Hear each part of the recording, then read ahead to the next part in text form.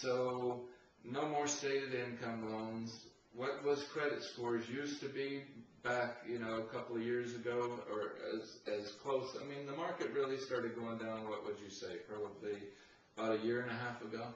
Well, the mortgage market started to melt in the first quarter of '07.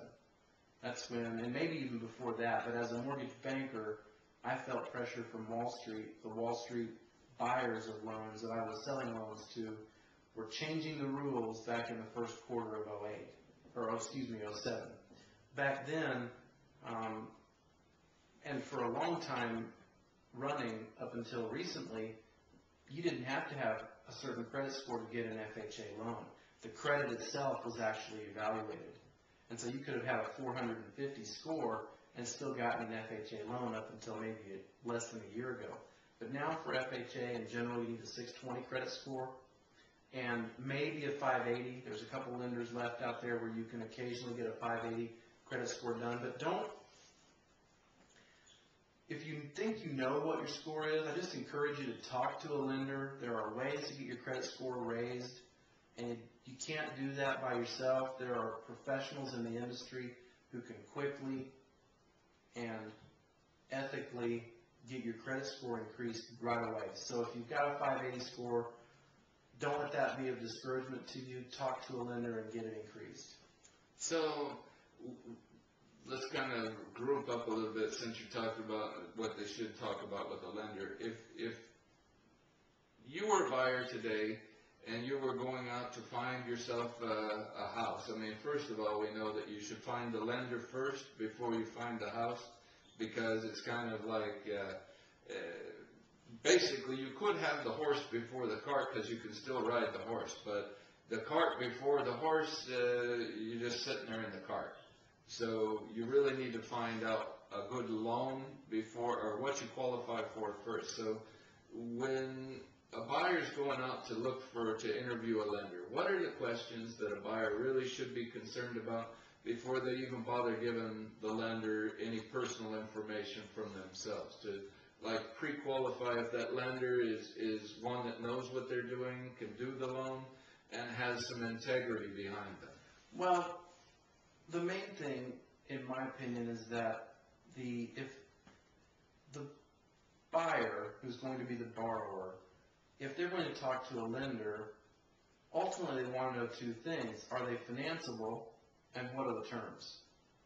And you're not going to learn a whole lot about the integrity of the lender on the phone, except for perhaps by asking one question.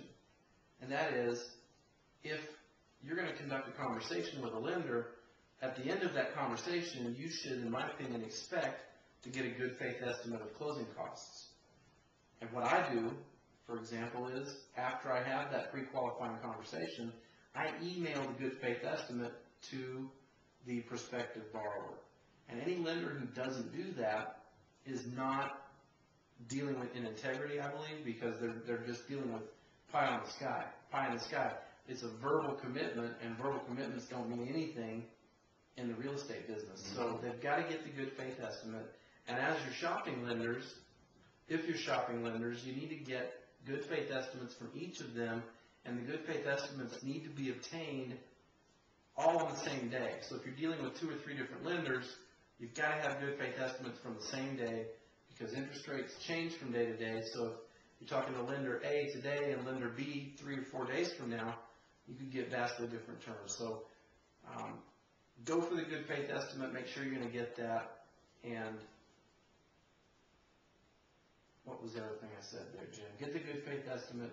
And do it all on the same day. On the same day. The reason I just lost my train of thought is because I was thinking further into how the borrower needs to be prepared. All the stuff they need. There's 3 areas that every mortgage lender is going to be inquiring in. These are the 3, I call them the 3 pillars of lending, and it's the 3 criteria areas, and I'll just list them for you now. And we actually already have touched on all 3 of them, but what they are is number 1, it's income. So if you're not gainfully employed, you need to be having passive income that will allow you to pay for a mortgage.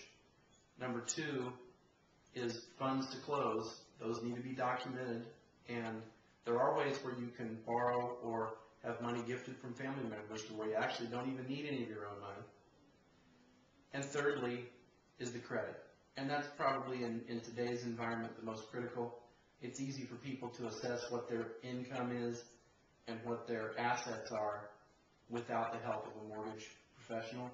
But the credit piece needs to come in, and that's where the credit professional can help, or the mortgage person. Yeah, from the realtor side of things, I found in the past of dealing with clients that brought in a lender that said, oh yeah, we know this guy, he's gonna, we already talked to him, we got this situation taken care of with him and stuff. And I'd say more than I'd like to see happen, we have that situation where it comes down to the end, where they're saying that, no, we can't get the thing done, we can't get the loan done because of this or that problem.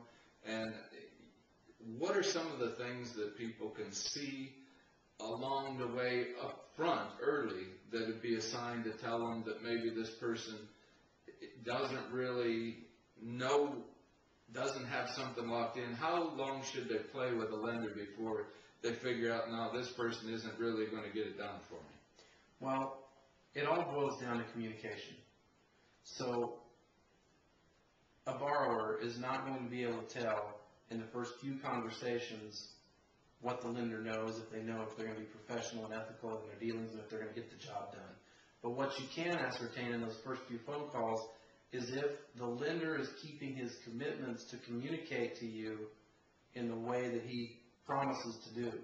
So if I tell someone I'm going to call them on Thursday at 3, that's when I'm going to call them. And so timely communication, that's the key. When you start to get away from timely communication, it's because the lender is out of control. And it's either because and usually it's because they don't want to call you back, because they don't have any good news, and they're scrambling around and keeping the fact that they don't know what they're trying to keep, the fact that they don't know what they're doing a secret. Mm-hmm. So it's all communication. When communication starts to slide, that's when you should immediately seek a different lending relationship. Good. As far as different types of loans out there, like, what's the least amount of money a person can, in your experience, get to buy a property these days? Because we know there's an awful lot of cheap properties out there, bank-owned properties that, some of them need fixing up, some of them don't. There's no minimum amount, in my experience, both in institutional lending, which is loans that are going to be funded by institutions and securitized, nor in the private money world, there's no loan too small. Okay. So, do the interest rates, are they higher for the lower loans? They can be.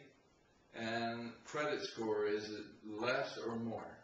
Credit score is not determined by loan size, or loan size has no effect on the credit score. So that would be a mutually exclusive variable. Okay.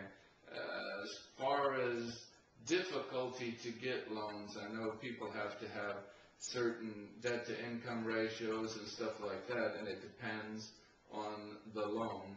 But when you're getting into, it's like, okay, let's say from this range to that range, it's the easiest to get everything taken care of, and from this range up is a little harder to the most difficult. What would you say your experience is? The higher the percentage amount that you're trying to borrow, in other words, the lower the down payment, the more difficult and stringent the guidelines are.